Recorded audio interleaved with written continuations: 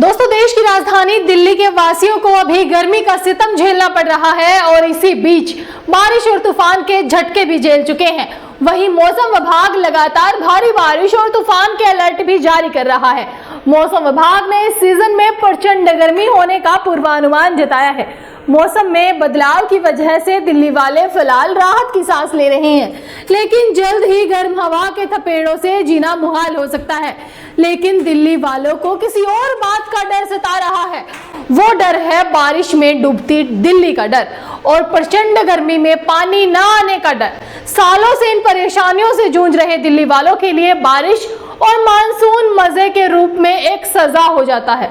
सड़कों पर सैलाब आना और जो सड़कें बिना बारिश के गड्ढों से भरी हैं, उनका बारिश में क्या हाल होगा ये आप सोच सकते हैं। हर सीजन में जनता बेहाल रहती है। कुछ देर की बारिश ही दिल्ली को डुबा देती है और फिर ट्रैफिक जाम और हादसों की कहानियां हर बारिश में लिखी जाती हैं। लेकिन दिल्ली सरकार कभी अपने जिम्मेदारियों को पूरा नहीं कर पाती है। आखिर क्या वजह है कि हर साल बारिश के मौसम में कुछ घंटों की बारिश में ही दिल्ली डूब जाती है? यह सवाल तो आपके मन में भी उठता होगा। और अब की बार तो डबल इंजन की सरकार के बड़े बड़े दावे हैं कि हम ये करेंगे वो कर दिखाएंगे। पहले केजरीवाल की सरकार भी इसी तरह दावे करती थी, लेकिन असल काम ग्राउंड लेवल पर जीरो रहता था। अब देखने वाली बात होगी कि रेखा गुप्ता कौन सी रेखा खींच पाती हैं। सालों से देखा जाता है सबसे बड़े घोटाले या कहें करोड़ों के घोटाले सड़कों के निर्माण और सरकारी विभाग के कार्यों में देखे जाते हैं, लेकिन उन पर कोई कार्रवाई नहीं की जाती है। यही कारण है कि हर साल दिल्ली बारिश के मौसम में डूब जाती है। नमस्कार दोस्तों, मैं संजना आपके साथ और आप देख रहे हैं जनता की आवाज। देश की राष्ट्रीय राजधानी दिल्ली के दरिया बनने की वजह सीधे तौर पर ड्रेनेज सिस्टम के इंफ्रास्ट्रक्चर की कमी है और इसका सही तरीके से देखभाल का नहीं हो पाना।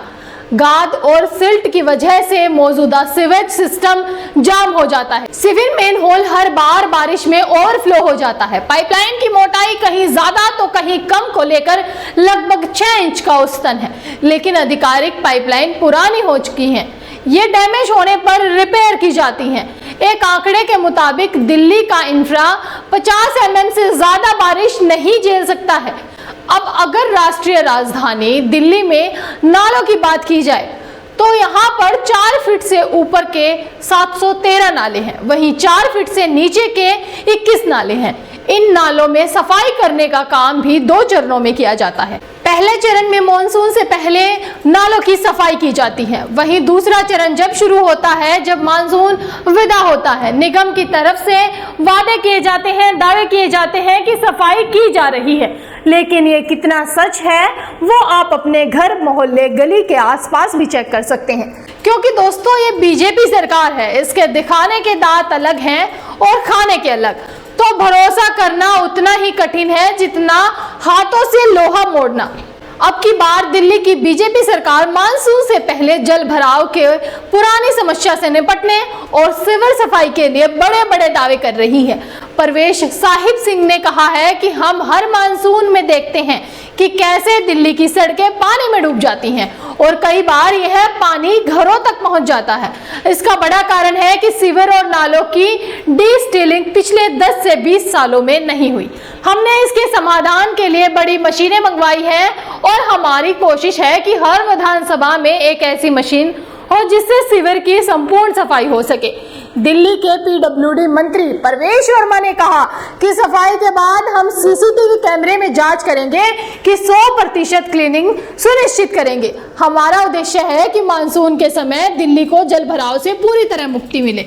उन्होंने कहा कि मुंबई में ऐसे 100 मशीनें काम कर रही हैं और गुजरात में भी 30 मशीनें उपयोग में हैं। आज हमने डेमोन्स्ट्रेशन किया है, लेकिन पिछले हफ्ता ही हमने 32 सुपर स्कर मशीनों की खरीद के आदेश दे दिए हैं। क्योंकि दिल्ली में हम देखते हैं कि मॉनसून सीजन में हर जगह पे जल भराव होता है, क्योंकि जो भी सारे नेल थे, सीवर जो भी हमारे नाले थे, सीवर लाइन थी, उनमें डिसिल्टिंग नहीं हुई थी और कोई 1-2 साल से नहीं 10-20 साल से डिसिल्टिंग नहीं हुई है। इसलिए जब भी बारिश होती थी तो सारे भर जाते थे, सड़क पे पानी आ जाता था और वो लोगों के घरों में बैक फ्लो मारता था।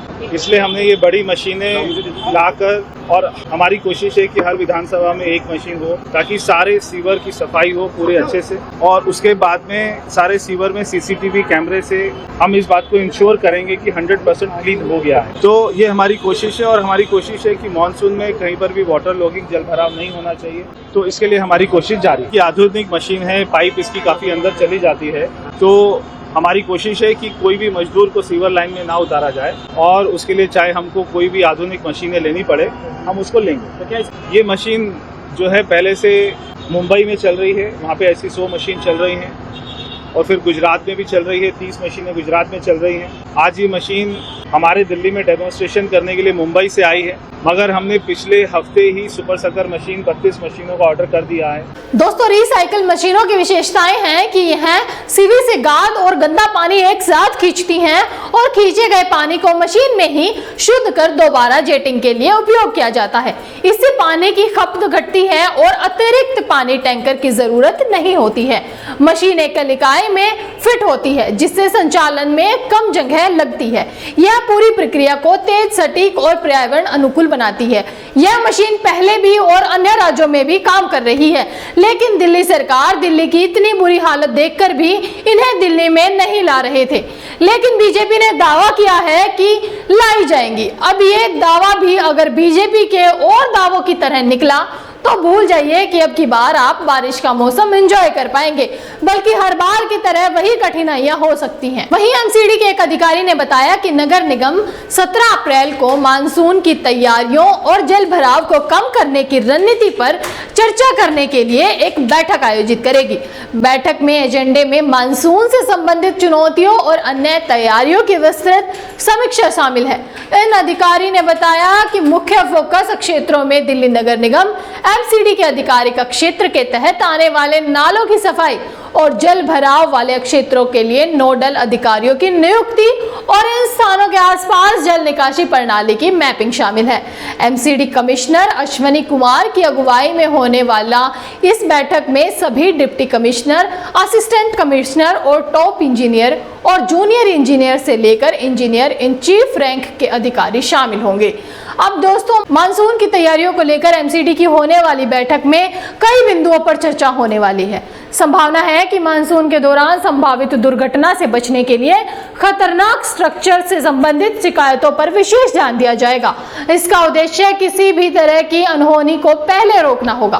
बता दें कि बारिश के समय अक्सर ही पुराने मकानों की जमींदोज होने की घटनाएं सामने आ जाती हैं। ऐसे हादसों से संपत्तियों के साथ ही जनहानि भी होती है। एमसीडी का उद्देश्य गहन सफाई अभियान को मजबूत करना, कचरा संवेदनशील बिंदुओं और एसिड करना, धार्मिक स्थलों के आसपास सफाई बनाए रखना और पार्कों में हरियाली और स्वच्छता सुनिश्चित करना है। यह सुनने में कितना अच्छा लग रहा है।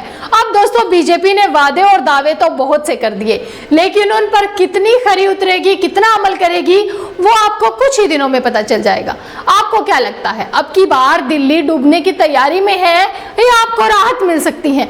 हमें लिखकर जरूर बताएं, और ऐसी ही वीडियो के लिए देखते रहें जनता की आवाज। इस वीडियो को लाइक करें, शेयर करें, और अगर पहली बार जनता की आवाज न्यूज चैनल को देख रहे हैं तो चैनल को सब्सक्राइब भी करें और घंटी जरूर बजाएं, चैनल की भी और सरकार की भी। आज की नेशनल मीडिया के मुकाबले में जनता का साथ दीजिए और उसकी ताकत बनिए, जनता की आवाज बनिए, और हो सके तो इसके लिए चैनल को ज्वाइन भी करें।